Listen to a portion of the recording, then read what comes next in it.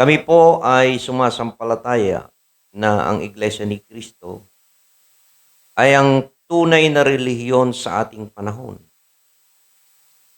Ito ang kinikilala ng ating Panginoon Diyos na kanyang ubasan dito sa lupa. Subalit, ano po ba ang kasasapitan ng Iglesia ni Cristo na tunay na ubasan ng Diyos sa ating panahon? Magpapasimula po tayong bumasa dito sa Apokalipsis 14, 15, 18 hanggang 19. Ganito po ang sinasabi.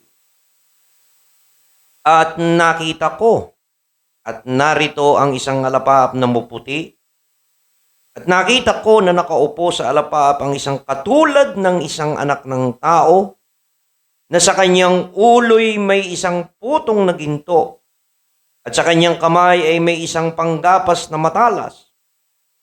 At lumabas ang ibang anghel sa templo na sumisigaw ng malakas na tinig doon sa nakaupo sa alapaap. Ihulog mo ang iyong panggapas at gumapas ka sapagkat dumating ang oras ng paggapas, sapagkat ang aanihin sa lupa ay hinog na. At ang ibang anghel ay lumabas sa dambana na siyang may kapangyarihan sa apoy. At tinawagan ng malakas na tinig yung may panggapas na matalas na sinasabi, ihulog mo ang iyong panggapas na matalas at putihin mo ang mga buwig sa ubasan sa lupa, sapagkat ang kanyang mga ubas ay mga hinog na.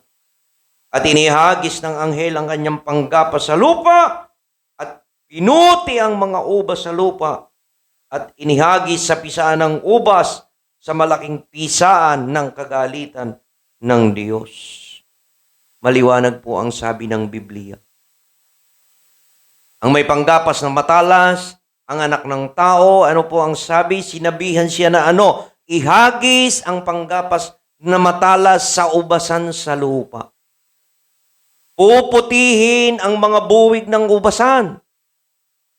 At ano po ang mangyayari? Ihahagis sa pisaan ng ubas, sa pisaan ng malaking kagalitan ng ating Panginoong Diyos.